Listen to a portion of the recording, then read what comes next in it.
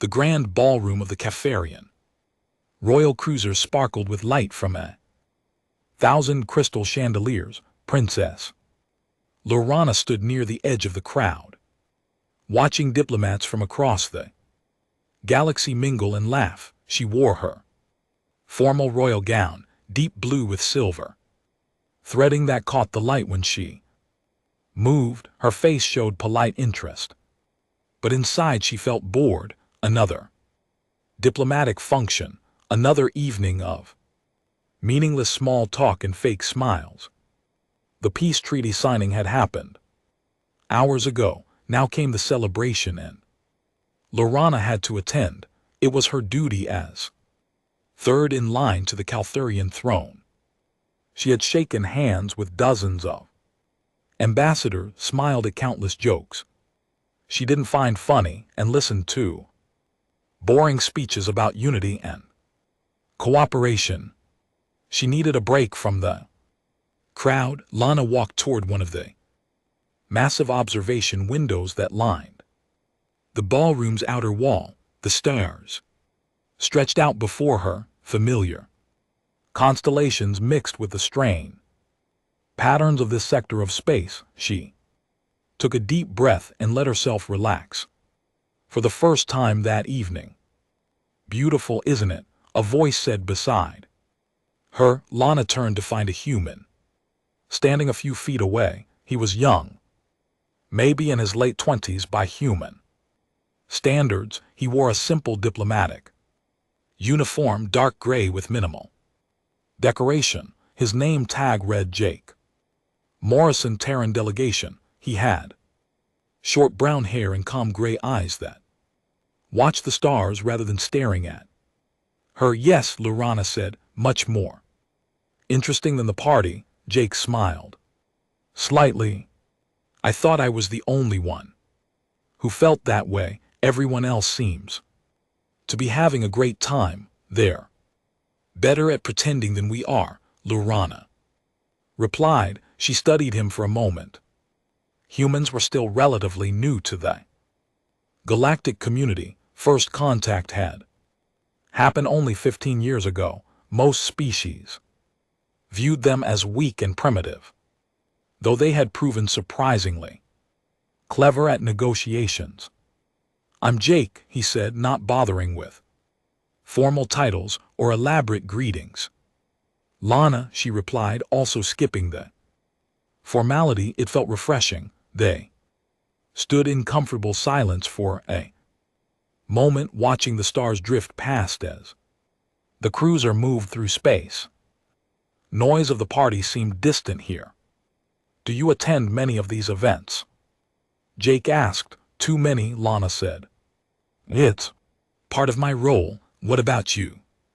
This is my third, Jake admitted. I'm pretty new to the diplomatic corps. They mostly keep me in the background, taking notes and carrying documents. Lana found herself smiling. His honesty was unusual. Most diplomats would have inflated their importance. That sounds incredibly boring, though tonight the view makes up for it. Before Lorana could respond, the entire ship shuddered violently. The crystal chandeliers swayed and clinked. Conversation stopped as everyone looked around in confusion. Then the emergency alarms began to blare, harsh and loud.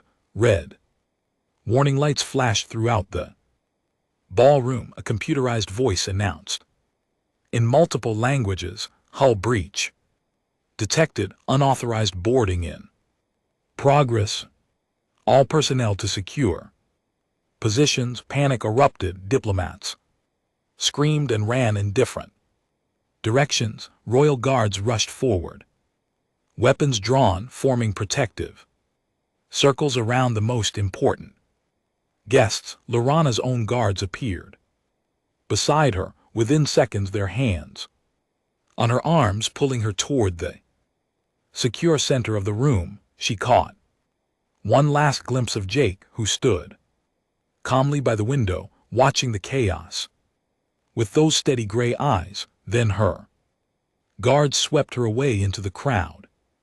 The main doors to the ballroom exploded. Inward, smoke and debris filled the air. Through the haze came figures in heavy combat armor moving with military precision. Crexians, Lorana recognized their distinctive armor design.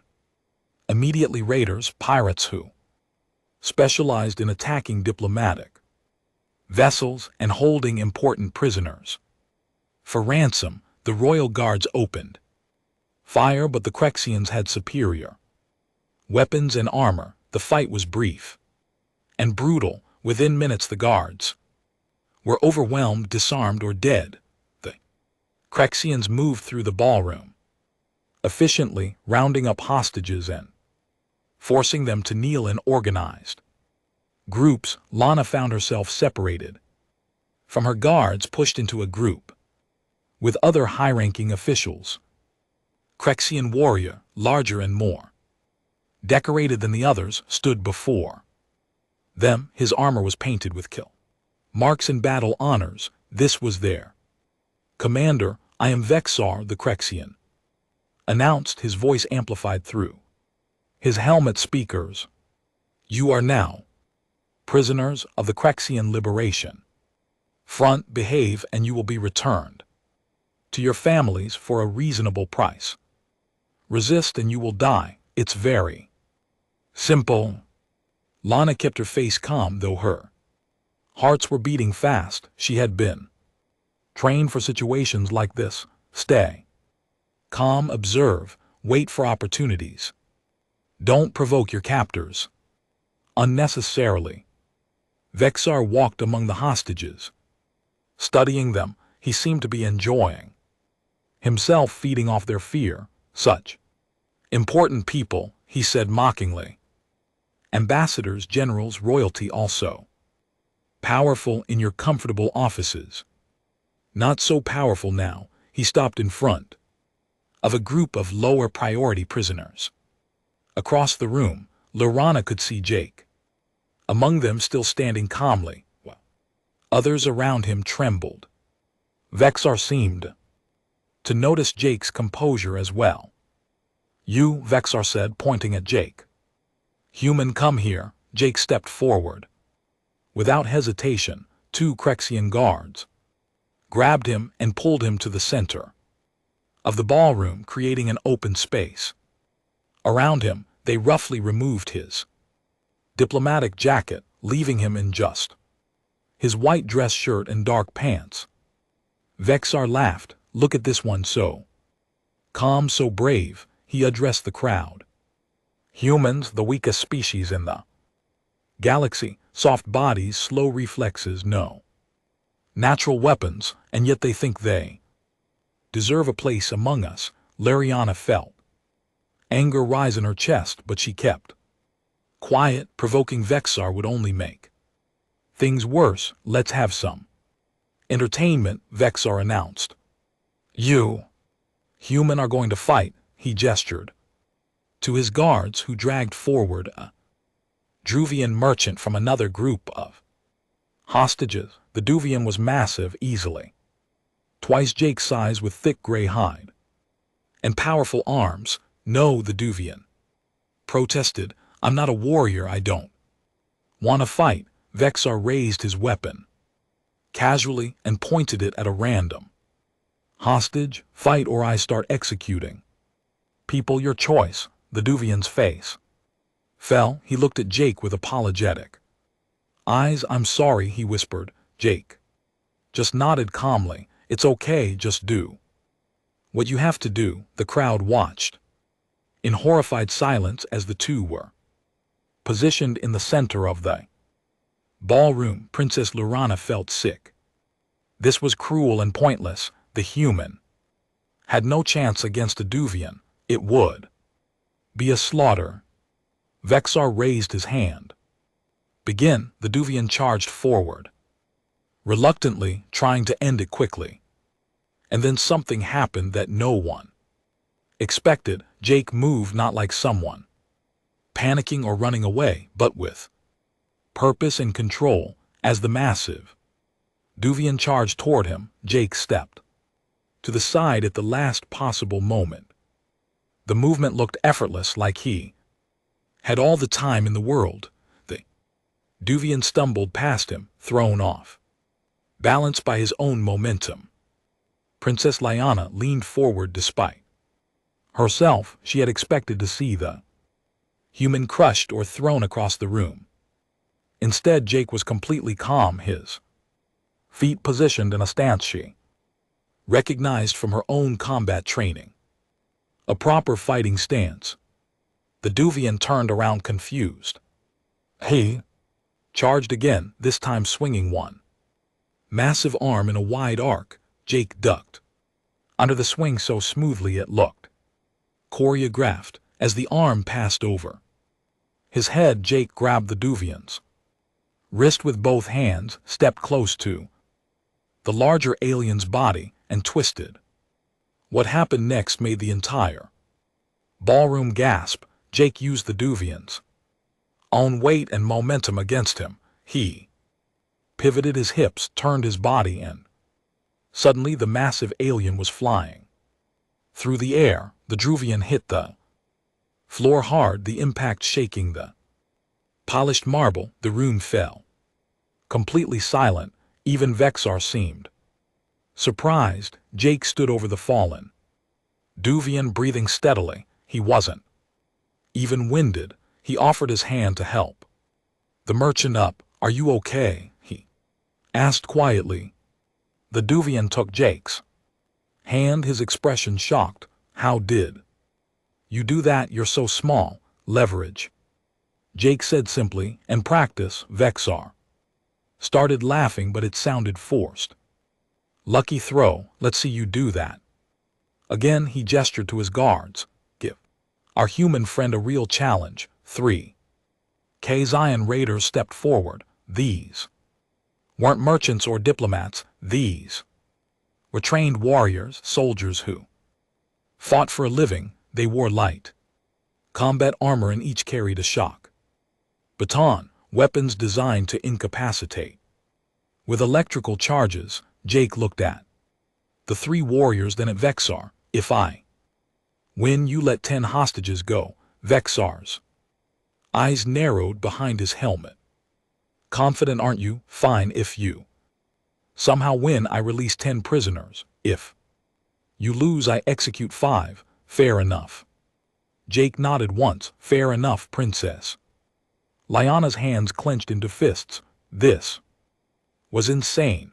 1 unarmed human against 3 armed Crexian soldiers. It was murder. She wanted to protest, to offer herself as a bargaining chip instead. But she knew Vexar would just laugh at her. The 3 Zions spread out, forming a triangle around Jake. They moved with military precision, clearly experienced fighters. One of them activated his shock baton, electricity crackling along its length. Begin. Vexar shouted. The first Crexian attacked from behind, jabbing with his baton. Jake spun impossibly fast and grabbed the warrior's arm. He twisted it sharply, and the baton fell from nerveless fingers before it hit the ground. Jake caught it with his other hand. The second Crexian charged from the left.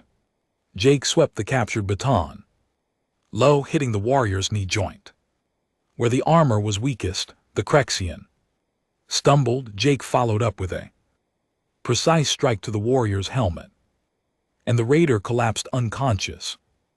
The third Crexian hesitated, suddenly realizing this wasn't going according to plan. He tried to circle around for a better angle. Jake didn't give him time.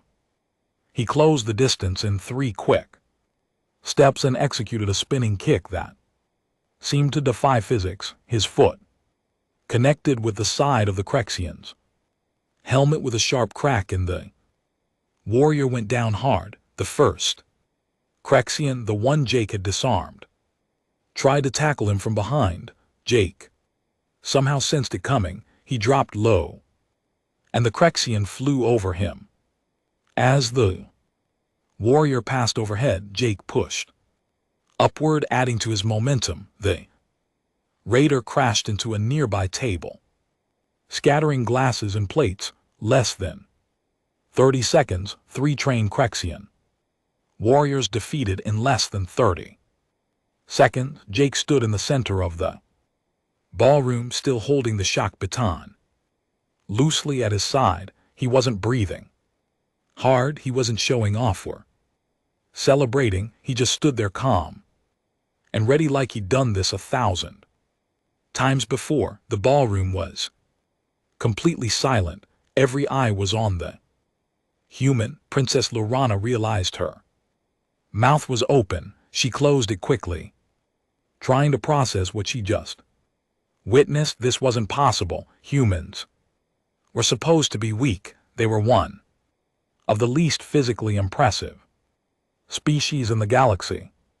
Their home planet had been classified as moderately dangerous, but mostly because of its weather and predators, not because humans themselves were threats. But what she'd just seen wasn't the fighting of a weak species. Those movements, that technique, the perfect timing and body mechanics. Jake had fought like a master, like someone who had spent years studying combat at the highest levels. Lana had trained in Calarian martial arts since she was a child. It was required for all royalty. She knew what expert technique looked like, and Jake's fighting style was sophisticated, refined, built on principles of leverage and efficiency rather than brute strength. One detail caught her attention: that last throw he performed on the Duvian merchant, the hip throw. She tried to learn that same technique for years and never quite mastered it. The angle was wrong for most species. You needed specific joint flexibility and body proportions to make it work properly. Only Keelerans and a few other species had the right anatomy, but Jake had done it perfectly. The leverage angle had been exact, textbook perfect. She leaned forward, studying his stance and posture more carefully. Without thinking, she whispered, "Impossible. The leverage angle on that hip throw. Only someone with Kilthurian joint flexibility could do that." The words had barely left her mouth when she realized her mistake. She'd spoken too loudly. Several people near her turned to look. Worse, one of the Kazian guards standing close to her group had heard. The guard immediately walked over to Vexar and whispered in his ear. The commander's helmeted head turned toward Princess Lana. Even through the armor, she could feel his attention focus on her like predators spotting prey. Vexar walked slowly toward her, his boots heavy on the marble floor. "What did you say, Princess?" His voice was quiet now, but somehow more dangerous than when he'd been shouting. Lana felt her pulse quicken, but she kept her face neutral. Years of royal training helped her maintain composure. "I was merely commenting on the fight." "Stop." "No," Vexar said, stopping directly in front of her. "You said something specific about technique, about leverage. You recognize something about how he fights." He turned to look at Jake, who stood motionless in the center of the room, watching this exchange. "You've seen this before, haven't you? You know what he is." The ballroom seemed to hold its breath. Princess Lorana realized that her casual observation, her moment of academic interest, had revealed something important, something that was apparently supposed to be secret. She looked across the room at Jake. His expression hadn't changed, but she could see something in his eyes. Not anger, just a kind of quiet resignation, like someone watching a secret they'd tried to keep finally come to light. "Answer me, Princess," Vexar demanded. "How Does a weak human fight like that? What? Aren't you telling us? Lana made a decision. She couldn't take back her words, and lying now would only make Vexar more suspicious and violent. Better to control the information, to release it on her own terms. She stood up, drawing herself to her full height, and met Vexar's gaze with royal authority. I recognized his fighting style because I've studied combat my entire life, and what you just witnessed wasn't luck or desperation. That was skill, refined, sophisticated martial technique that most species have spent millennia trying to perfect. Vexar stared at her for a long moment, then started laughing, but there was no humor in it. You're telling me that humans, the weakest species in the galaxy, have sophisticated fighting techniques, that this is normal for them? Across the room, another voice spoke up.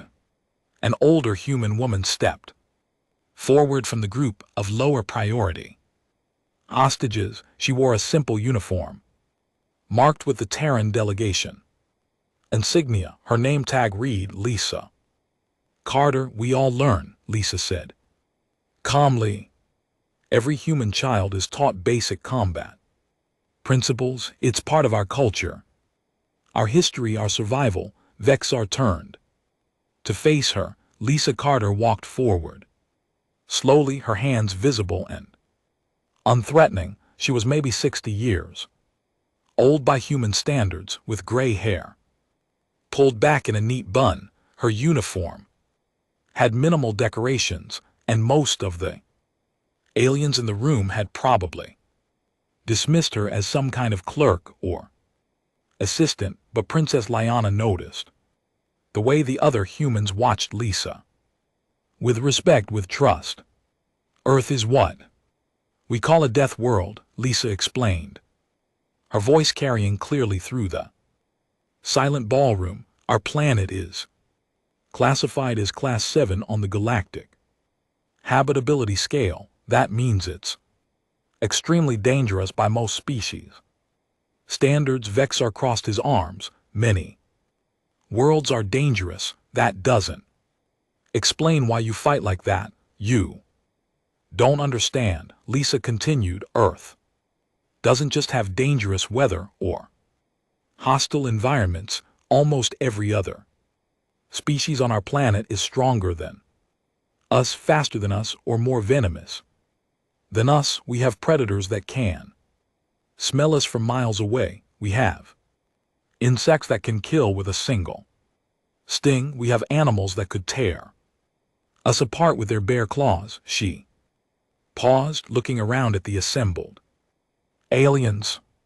Humans aren't the apex predator of Earth because we're strong. We're the apex predator because we learn to think, to plan, to work together, and yes, to fight smarter instead of harder.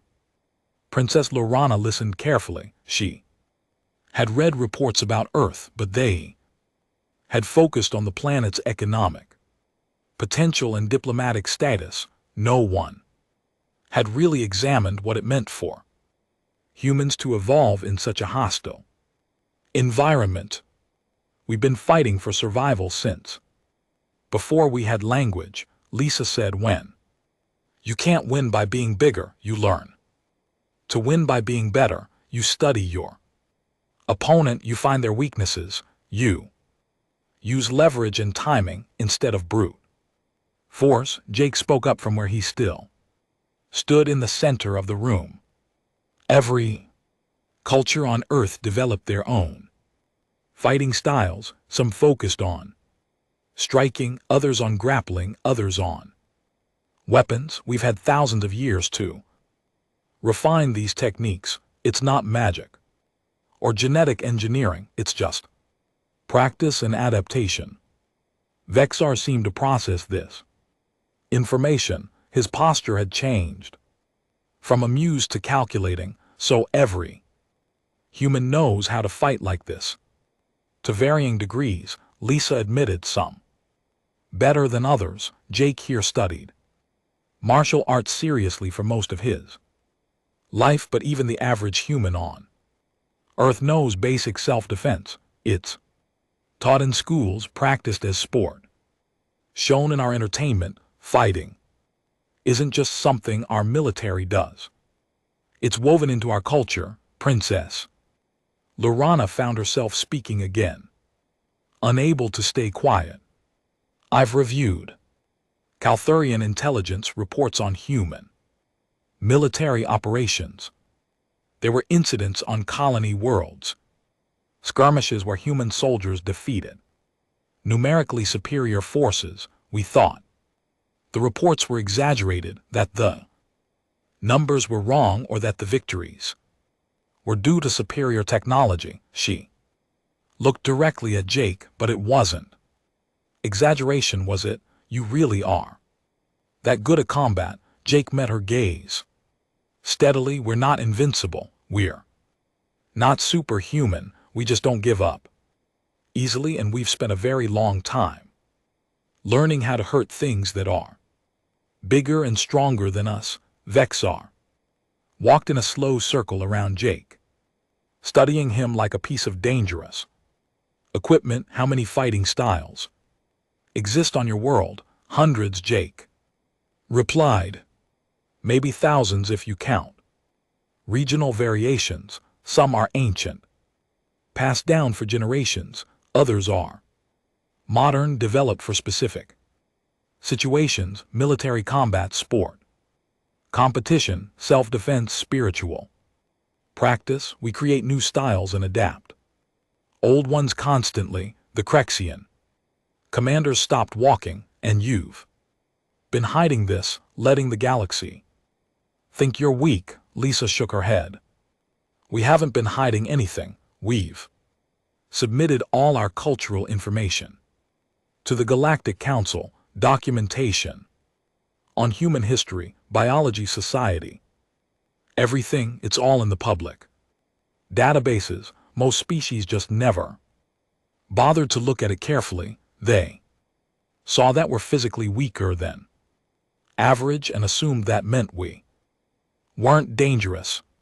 Princess Lana felt a flush of embarrassment. Lisa was right.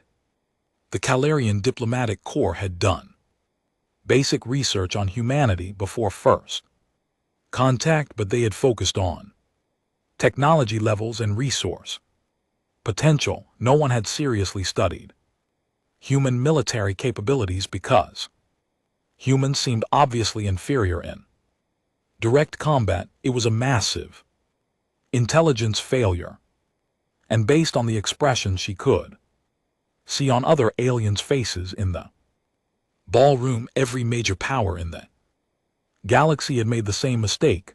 Vexar turned away from Jake and addressed him.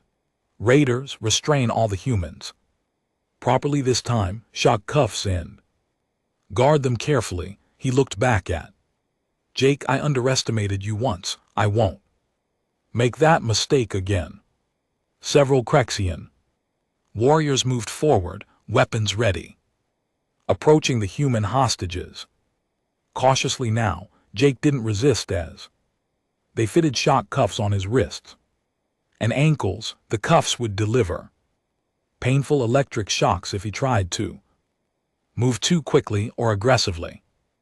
The other humans were similarly restrained, including Lisa. The Crexians were careful not to get too close, treating the humans like dangerous prisoners rather than harmless civilians. Princess Lorana watched all of this with growing concern. Her moment of recognition, her whispered observation about Jake's technique had fundamentally changed the situation.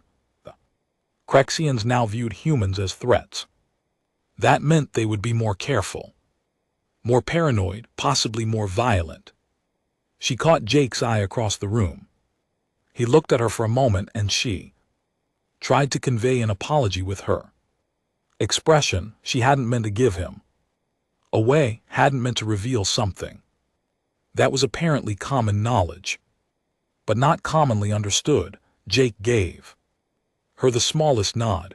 Not angry, not blaming her, just acknowledging what had happened. Vexar moved back to the center of the room, addressing all the hostages. Here's how this is going to work. We've sent ransom demands to your various governments and organizations. They have 48 hours to meet our price.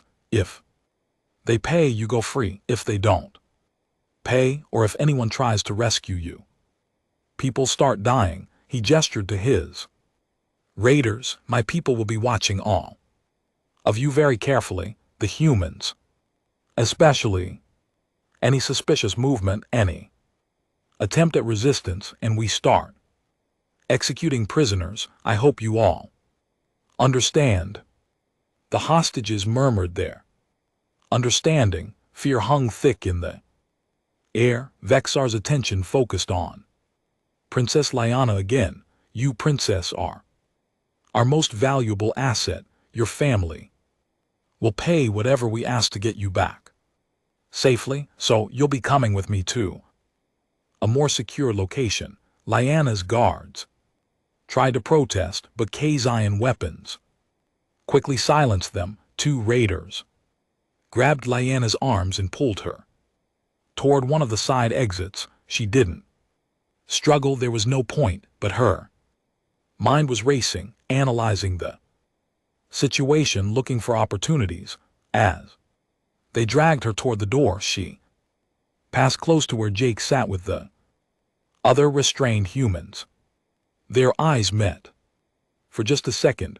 I'm sorry, Lyanna whispered so quietly that only he could hear. Jake's expression didn't change, but he whispered back just as quietly, don't be. Sometimes the truth needs to come out. Then she was past him, being pulled through the doorway into the corridor beyond, the door sealed behind her with a heavy thud. Back in the ballroom, the hostages sat in uncomfortable silence. The Kazaian raiders watched them carefully, weapons ready, especially attentive to any movement from the humans. Lisa Carter sat near Jake, her hands cuffed in front of her.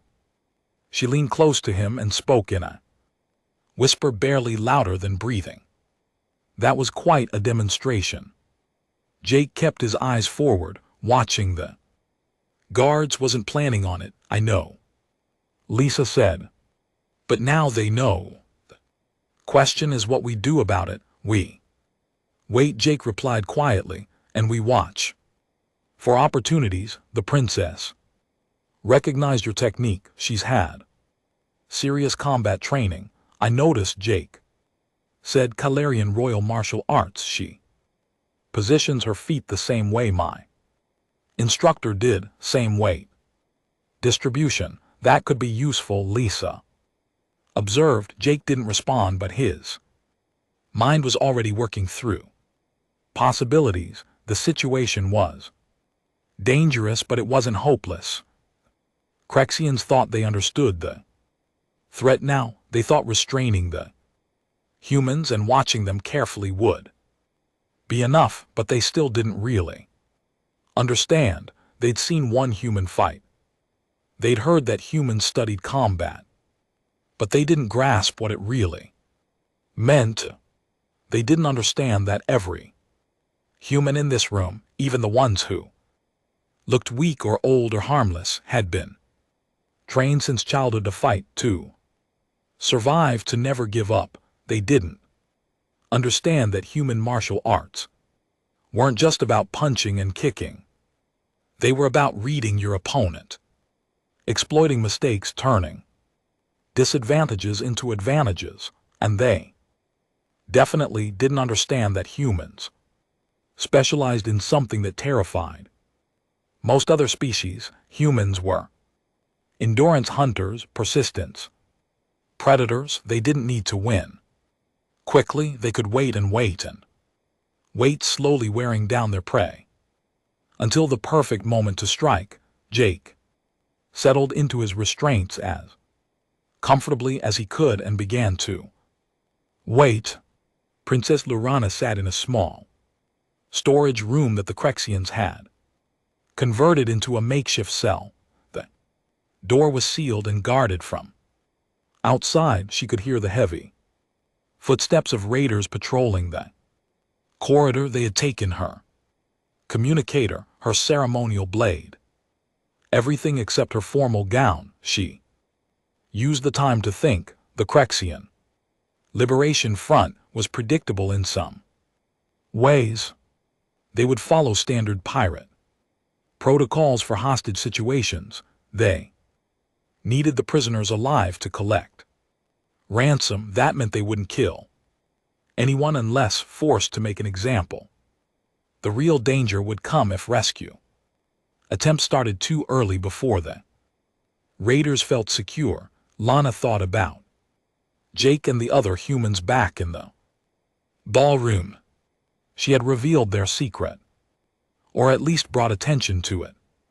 Part of her felt guilty, but another part recognized that the information would have come out eventually. You couldn't hide something like that forever, especially not when circumstances forced humans to defend themselves. What fascinated her was how thoroughly the galaxy had misunderstood humanity. The reports, the assessments, the casual dismissals of human capabilities. Everyone had looked at the numbers, seen that humans were weaker and slower than most species, and stopped investigating. No one had asked the right questions. No one had wondered how a physically inferior species had survived and thrived on a death world. She had made the same mistake. Even after seeing combat footage from human military operations, she had assumed that victories were flukes or exaggerations. It hadn't occurred to her that humans might simply be better fighters than anyone expected. The door to her cell opened suddenly. Vexar stepped inside, his heavy armor making the small room feel even more cramped. He studied her for a moment, his helmet hiding his expression. Your government has responded to our demands, Vexar said. They're negotiating. Good, that means you're worth keeping alive. Lyanna kept her face neutral. My family will want proof that I'm unharmed. You'll record a message soon, Vexar agreed. He sat down on a supply crate, his weapon still within easy reach. But first, I want to talk about the humans. What about them? You've studied them, Vexar said. That's obvious from how you recognize the fighting technique. Tell me what you know. How dangerous are they?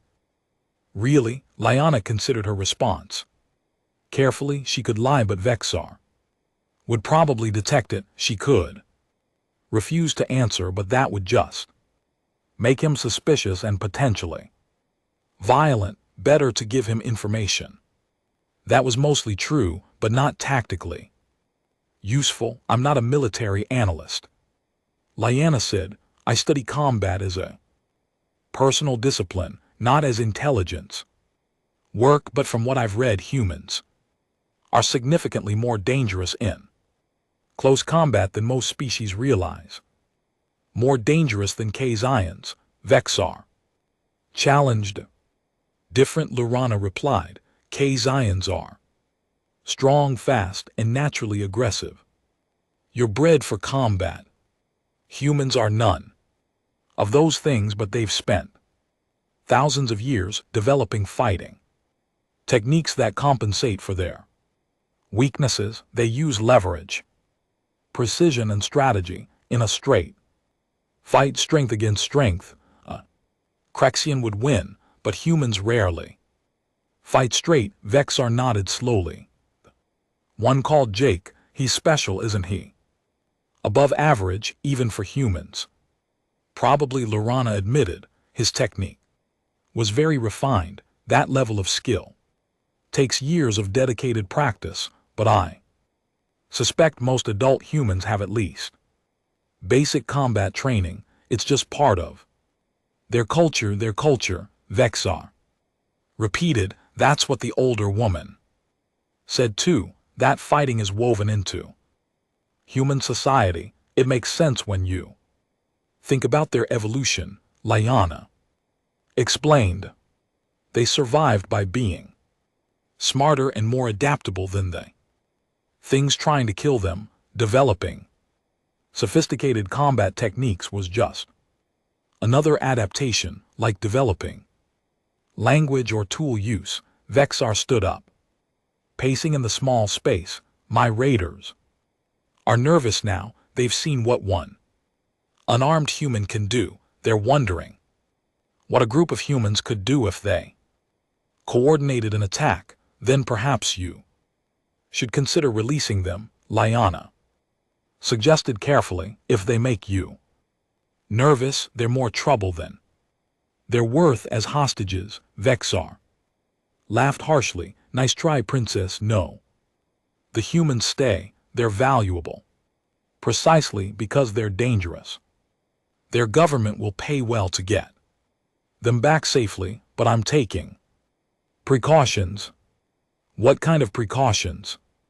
Extra guards, heavier restraints, and if any human makes a suspicious move, I execute one of the other hostages, not the human. You understand? Someone else. That way they know that resistance costs other people's lives, not just their own. Liriana felt cold anger rise in her chest, but she kept it off her face. It was a cruel but effective strategy. Humans seemed to have strong protective instincts. Threatening innocence would make them more cautious, not less. Vexar moved toward the door. Record your message to your family, princess. Assure them you're being treated well. Tell them to pay quickly if they want you back unharmed. He left and the door sealed behind him. Lana sat in silence, thinking about what she had learned. Vexar was worried about the humans. That was good. Worried enemies made mistakes. But he was also being smart about how he contained them. That was bad. She wondered what Jake and the others were doing. Were they planning something, or were they truly just waiting for rescue? Like most hostages would. Back in the ballroom, time passed slowly. The K-Zion raiders had divided the hostages into smaller groups, making it harder for them to coordinate or communicate. The humans were all kept in one corner, heavily guarded and separated from the other prisoners by at least 20 ft of empty space. Jake sat quietly, his shock cuffs inactive, but ready to deliver pain if he moved wrong. Around him, the other humans maintained similar postures. To a casual observer, they looked defeated and passive, but Jake could feel the subtle communication happening around him. A slight shift in position from the human diplomat seated to his left, a particular way of breathing from Lisa Carter across the circle, a specific pattern of blinks from the human engineer near the wall. They were talking to each other in a language the Crexians didn't recognize.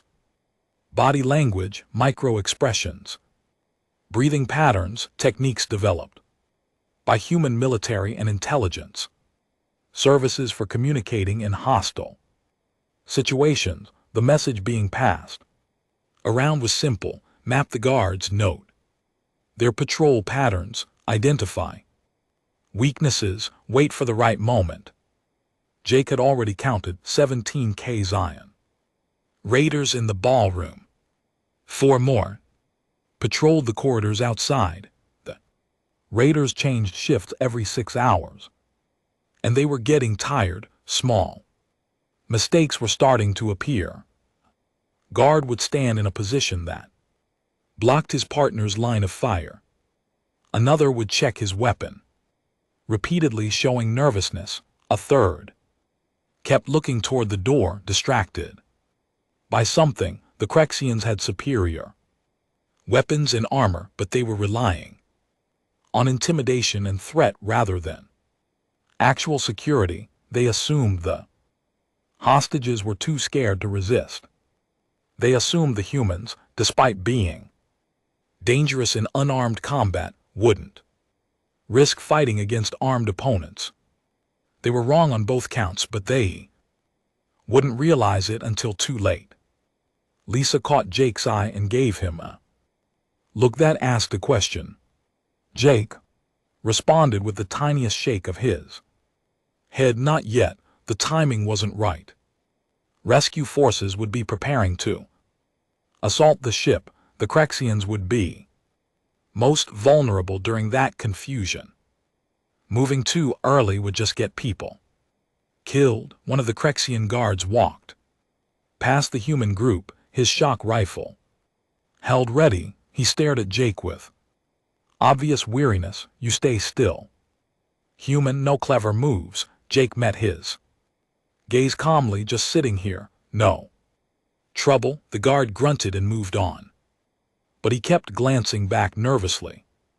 Word had spread among the raiders about what Jake had done to their comrades. They were scared, even if they tried not to show it. Good, Jake thought. Scared enemies made mistakes, and mistakes created opportunities. He settled back against the wall and continued waiting. Humans were very good at waiting. Patience was another adaptation from their evolution as hunters. You could track prey for days, following it tirelessly, never giving up, waiting for it to weaken. Most predators gave up after a failed attack. Humans just kept going. The Crexians thought this situation was under control. They thought the hostages were contained, the humans were neutralized, and the ransom negotiations were progressing smoothly. But somewhere out there in space, Calarian military ships were moving into position. Human diplomatic security forces were coordinating with them. Intelligence analysts were studying the ship's layout and planning assault vectors. And inside this ballroom, 19 humans were sitting quietly, looking defeated while actually preparing for the moment when everything would fall apart for their captors. Jake allowed himself a small internal smile. The Crexians had learned that humans could fight. They had adjusted their tactics accordingly, but they still didn't understand the full truth. Humans didn't just fight when cornered. They fought smart, they fought patient, and they never ever gave up. The attack came exactly 37 hours after the initial boarding. Jake felt it before he heard it, a subtle vibration through the ship's hull, the kind that came from weapons fire impacting shields. The Solarian military had arrived. The Crexian raiders felt it too. Alarm started blaring throughout the ship. Vexar's voice came over the intercom, shouting orders to his people. Guards rushed toward defensive positions. Careful organization of the last day and a half suddenly dissolved into controlled chaos. This was the moment Jake had been waiting for, the moment when the enemy was distracted, when their attention was pulled in multiple directions, when they tight control over the hostages would necessarily loosen just a bit. He caught Lisa's eye across the circle of restrained humans. She nodded once. Signal passed silently through the group. Every human tensed, ready, but not obviously so. The ship shuddered again, harder this time. The lights flickered. One of the Kazian guards near the human group stumbled slightly. His attention pulled toward the corridor, where sounds of battle were echoing. Jake moved. The shock cuffs on his wrists were designed to prevent escape attempts, but they had a weakness. They detected rapid acceleration, sudden, forceful movements, but they couldn't detect slow, patient manipulation. Over the past 30 hours, Jake had been gradually loosening the cuffs, tiny movements, fractions of millimeters at a time, using sweat and subtle shifts in bone position to create microscopic amounts of slack. The other humans had been doing the same. Now Jake pulled his hands free in one smooth motion. Cuffs clattered to the floor. Before the nearest guard could react, Jake was moving. He covered the distance to the guard in 3 running steps. The Crexian tried to bring his weapon around, but he was too slow. Jake grabbed the rifle barrel, twisted it aside, and drove his elbow into the weak point where the guard's helmet met his neck armor. The impact was precise and devastating. The guard dropped. Around the ballroom, other humans were moving simultaneously. Lisa took down a guard who had been watching the door. The engineer, a man named Carl, disabled another with a perfectly executed leg sweep followed by a strike to the helmet. Every movement was efficient, practiced, coordinated. The Crexians, who weren't immediately engaged, tried to open fire, but their own hostages were in the way. The non-human prisoners, seeing their chance, started moving as well, not fighting but scrambling away from the conflict, creating more chaos and confusion. Jake grabbed the fallen guard's shock rifle and quickly checked its charge. He moved toward the main door, where the heaviest concentration of raiders was gathering to defend against the external assault. The ship rocked from another impact. The lights went completely dark for a moment. Then emergency lighting kicked in, bathing everything in red. Through the doorway came a sudden flash of bright blue energy. Kiltharian military breach charges. The door exploded inward and armored soldiers poured through. They moved with professional precision, weapons tracking potential threats, voices calling out in sharp military commands. The Crexian raiders found themselves trapped between the assault from outside and the sudden uprising from inside. Their defensive positions collapsed. Some tried to surrender. Others fought desperately. The ballroom became a confused mess of combat, shouting and weapons fire. Jake stayed low, using his stolen rifle to disable Crexian weapon systems rather than shooting the raiders themselves. Wounded prisoners were bad for everyone. Disarmed enemies were much better. Calarian soldiers spotted him and brought her weapon up, but Jake raised his hands, showing he wasn't a threat. Human diplomat, he called out. Friendly. The soldier nodded and moved past him, clearing the next section of the room. The Calarian forces were good, fast, efficient, and careful not to harm the hostages. Within minutes, the ballroom was secured. But Jake's mind was elsewhere. The princess, he said to the nearest Calarian officer. Where is she? The officer checked a display on his wrist. Separate cell 2 corridors east. Our team is moving toward that section now.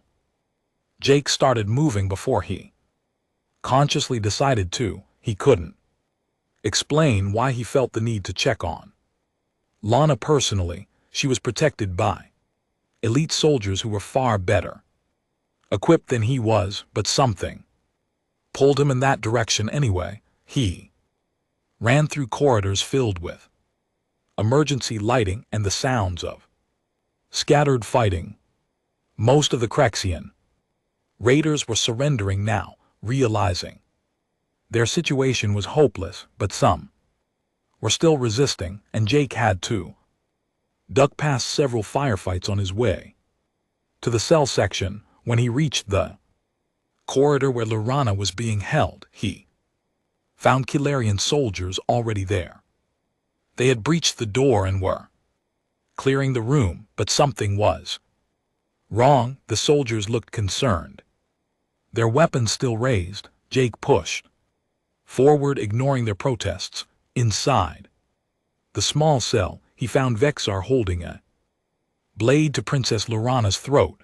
The Crexian commander had removed his helmet and his face showed desperate calculation. He was backed into a corner with no way out, and he was trying to use his most valuable hostage as a final bargaining chip. "Stay back, Vexar," snarled. "I'll kill her if you come closer." The Capharian soldiers held their positions, not willing to risk their princess. Their weapons were trained on Vexar, but they couldn't get a clean shot without potentially hitting Lana. Jake assessed the situation. Second, Vexar's blade was pressed against Lorana's neck, but his grip was wrong. He was holding her from behind, which gave him poor leverage. His attention was focused on the soldiers in front of him, which meant his peripheral vision was compromised. Lana's eyes found Jake in the doorway. For a moment, they just looked at each other. Then Jake saw something change in her expression, recognition, understanding. She had seen him fight. She knew what he was capable of, and more importantly, she trusted him. Jake made his decision.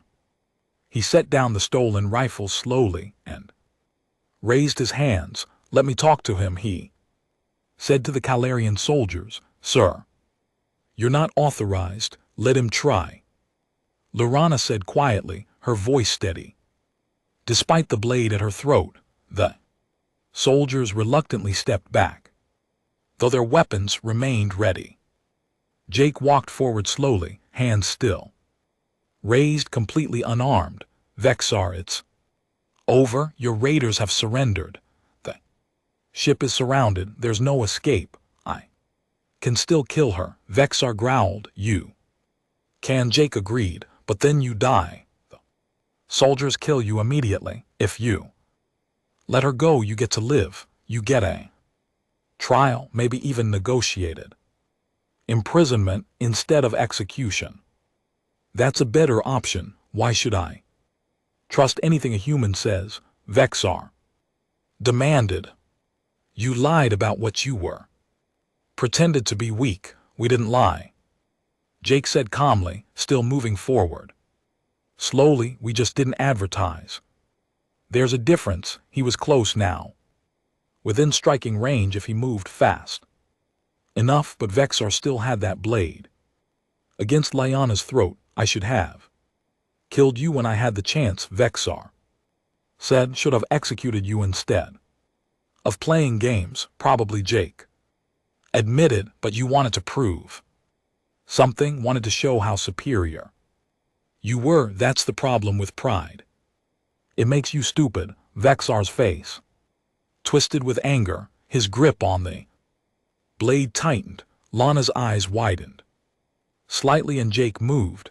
It happened so fast that the watching soldiers barely saw it. Jake closed the final distance in a blur, his hand shooting out to grab Vexar's wrist, the one holding the blade. He twisted sharply while simultaneously pulling Lana forward, breaking her free from the Crexian's grip. Vexar tried to fight back, but he was off balance and surprised. Jake used a joint lock that forced the blade to drop, then swept Vexar's legs out from under him. The Crexian commander hit the ground hard, and before he could recover, Jake had him pinned with a knee on his spine and both arms locked behind his back. The whole thing took maybe 3 seconds. The Calarian soldiers rushed forward, securing Vexar with proper restraints and pulling him away. Jake released him and stepped back, breathing slightly harder now. Princess Lorana stood where Jake had pulled her, one hand touching her throat where the blade had been. There was a small cut, just a thin line Of blood but nothing serious, she looked at Jake with an expression he couldn't quite read. You saved my life. You would have done the same, Jake said. Simply, I'm not sure I could have moved that fast, Lorana admitted. That disarm technique, where did you learn? It's small town in Colorado. My instructor was an old man who'd studied martial arts his whole life. He taught me that sometimes the best defense is making the enemy think you're farther away than you really are. Then you cover that distance before they can react. Liana smiled. Despite everything, I would like to meet this instructor someday. He passed away 5 years ago, Jake said quietly, but he would have liked you. He always said the best martial artists were the ones who studied the art, not just the fighting around them. Catherine. Soldiers were securing the area and attending to the freed hostages. The crisis was over. The raiders were captured or surrendered. Everyone was safe. Later, after medical checks and initial debriefings, Princess Liana found Jake on the observation deck where they had first met. He was standing in the same spot looking out at the stars. The diplomatic cruiser was being towed back to Caltheron space for repairs. You keep coming back here, Lana observed, joining him at the window. I like the view, Jake said. Helps me think. They stood in silence for a moment. Then Lorana said, I'm going to file a report with Catherine Intelligence about humans and combat capabilities. Proper assessment this time, not the superficial analysis we did before. Will that cause problems for Earth? Jake asked. I don't think so, Lorana replied. The truth would have come out eventually. Better to control the information than have it leak in pieces. And honestly, I think it might help humanity's position in the galaxy. Being underestimated has some advantages, but so does being respected. Jake nodded thoughtfully. The galaxy is going to have to reconsider a lot of assumptions about us. They already are. Lorana said, my whisper gave you away. But maybe that needed to happen. Maybe it's better that everyone knows what humans are capable of. Maybe. Jake agreed. Though I suspect some species won't react well to learning they've been underestimating us. Then they'll have to adapt, Lorana said firmly. Same way humans adapted to survive on a death world. The galaxy doesn't owe anyone comfort or security. It just is. We all figure out how to exist in it. Jake smiled at that. You sound like my old instructor. I'll take that as a compliment. They watched the stars in comfortable silence. The crisis had passed, but both of them knew this was just the beginning of something larger. The galaxy was about to discover that humanity wasn't what they thought, and that revelation would change everything. But for now, in this moment, there was just peace and the infinite beauty of space stretching out before them.